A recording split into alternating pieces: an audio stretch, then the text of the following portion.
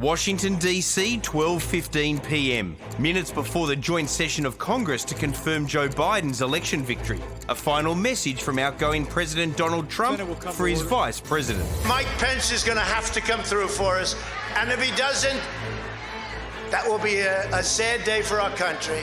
But at 1 p.m, as the joint session kicked off, instead of caving to Trump's pressure to reject the election results, Mike Pence released a 3-page letter vowing loyalty to the Constitution and not the Commander-in-Chief.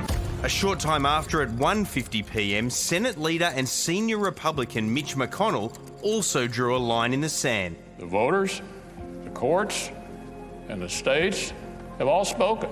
They've all spoken. If we overrule them, it would damage our republic forever. Then everything turned sideways. Swarms of angry Trump supporters stormed the Capitol, some armed, some carrying Confederate flags, all angry. By 2:20 p.m, the building was in lockdown, and members in the chambers were told to put on gas masks. Staffers barricaded doors and hid under desks, while insurrectionists freely roamed the halls of the Capitol. As federal agents were deployed, it was the president-elect who finally called for calm. This is not dissent. It's disorder. It's chaos. It borders on sedition, and it must end. I call on President Trump to go on national television now to fulfill his oath and defend the Constitution and demand an end to this siege. At 4:17 p.m, after 2 hours of chaos, the president did finally post a video.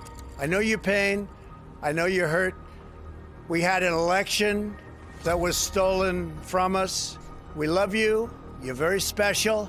I know how you feel. But go home and go home in peace. By 8 p.m, the Capitol building was secure once again, and Congress returned to finish the job.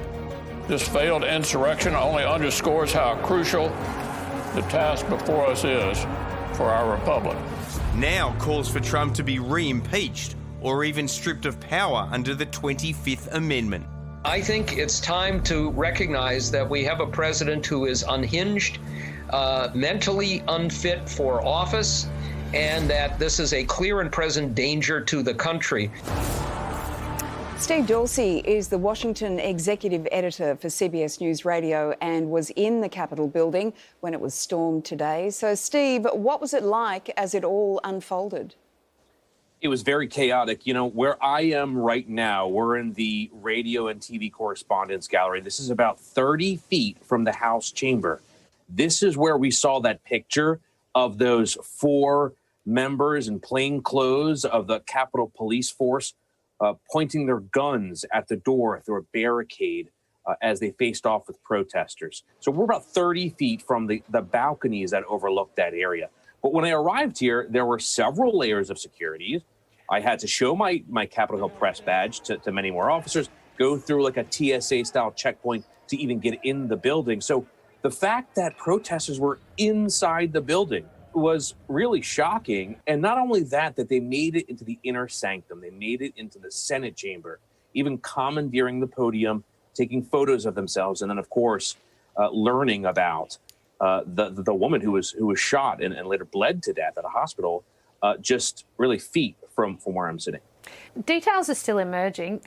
What more can you tell us about the fallout from the riots? We saw the Speaker's office, one of the highest levels in Washington, closest to the president, trashed.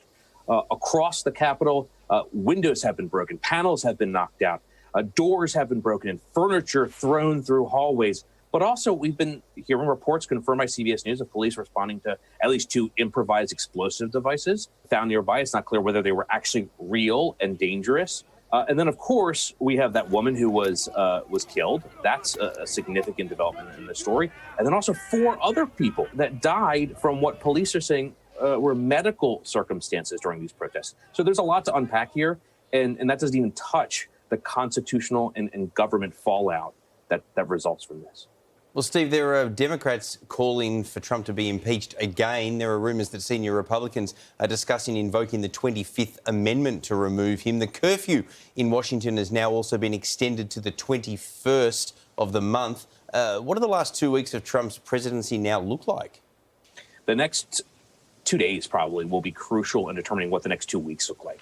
We've been hearing talk, confirmed by CBS News, of the cabinet secretaries discussing this 25th Amendment, right? That's when they gather together and they throw him out of office. He's unfit to lead. And there's serious concerns about his capability to lead the country over the next few weeks. Of course, you could have more momentum for a bipartisan impeachment. That's a very political process. It's time consuming, but there could be more support for not only impeachment, but a conviction in the Senate to be removed from office. And this is really all coming to a head right now.